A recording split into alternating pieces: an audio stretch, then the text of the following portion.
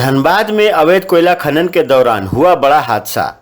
9 मजदूरों की दर्दनाक मौत, चाल धंसने से गई जान। सरजू राय ने 9 मजदूर की मौत की बात कही।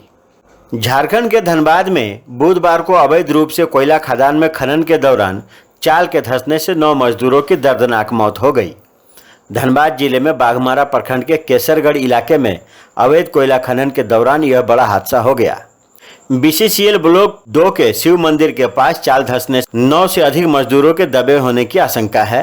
सूत्रों के मुताबिक फिलहाल इस हादसे में 9 लोगों की मौत की खबर है, लेकिन प्रशासन की ओर से अभी तक इसकी आधिकारिक पुष्टि नहीं की गई है।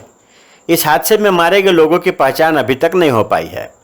वहीं सरजू राय ने इस हादसे के बारे में सोशल मीडिया प्लेटफॉर्म एक्स पर पोस्ट में लिखा, बाघमारा धनबाद के जमुनिया नामक स्थान पर अवैध खनन की चाल धंसने से मंगलवार को 9 मजदूरों की मौत हो गई। उन्होंने पोस्ट में आगे लिखा, अवैध खनन माफिया मृतकों के शव को ठिकाने लगाने में लगे हैं। इसकी सूचना मैंने धनबाद एसएसपी को दी है।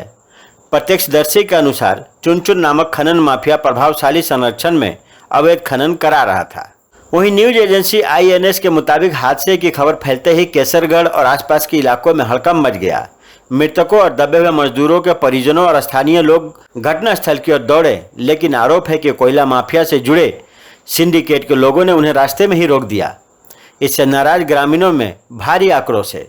लोग प्रशासन और माफिया की मिलीभगत का आरोप लगा रहे हैं। वे दोषियों के खिलाफ सख्त कार्रवाई की भी मांग कर रहे हैं।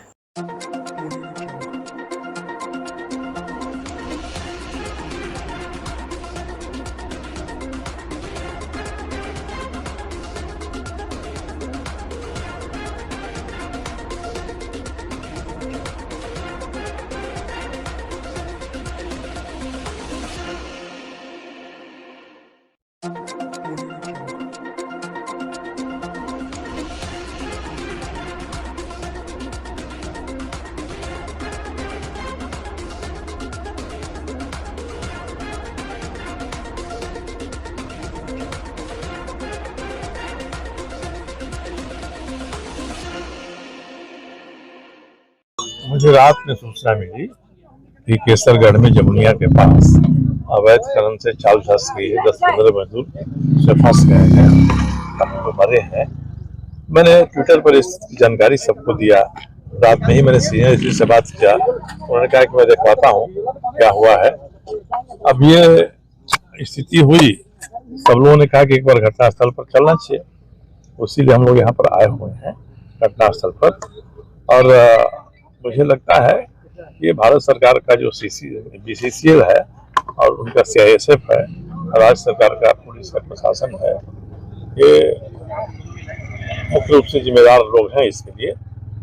अवैध खनन चलेगा, पहले भी चलता रहा है, मगर अब अवैध खनन करने वाले एक माफिया गिरोह की तरह सशस्त्र दस्ता भी अपना बना लिए हैं।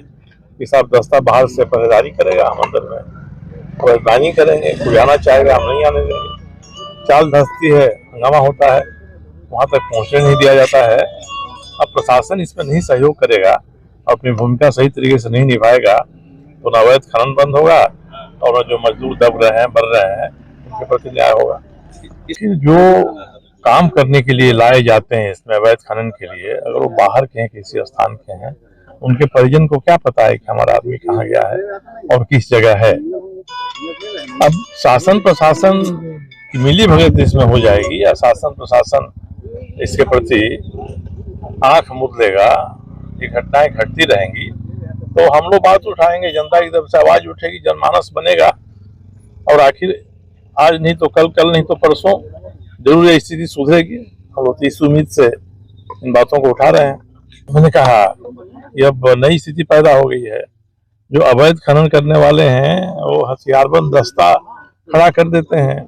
आसपास के इलाके से 100-200 लोगों को अगर वो लाभान्वित करते हैं तो उनको भी लेकर खड़ा कर देते हैं। पत्रकार का जोखिम भरा काम है। पत्रकार इस बात को उठाते हैं तो जनता के बीच आवाज जाती है। अब जनता को महसूस करना है कि पत्रकार कर रहे हैं वह ठीक है या जिला प्रशासन दबाने की कोशिश कर रहा है वह ठीक है।